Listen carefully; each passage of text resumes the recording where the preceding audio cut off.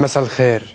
أنا الفنان الشامي يلي بسرني إني أطلع عليكم الليلة عبر شاشة ال LBCI اللي دايما كانت مرادف للنجاح والإبداع بعالم الفن، لشارك معكم خبر كتير سار، هو إنه قناتي على اليوتيوب تخطت ال1,000,000 مشاهدة بأقل من سنة واحدة بس.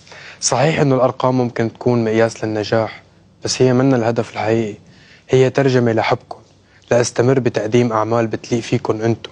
وكشاب من الوطن العربي عمره 22 سنة، رسالتي لكل شباب جيل اليوم: اشتغلوا، تعبوا، آمنوا بحالكم قبل كل شي.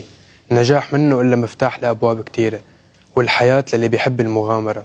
كونوا حالكم وما رح توصلوا إلا للي بتحلموا فيه.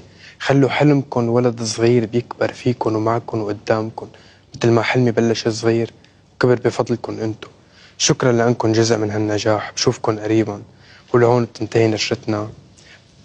مارلين بتلاقيكم عند نشرة منتصف الليل. حب وحنان، إلى اللقاء.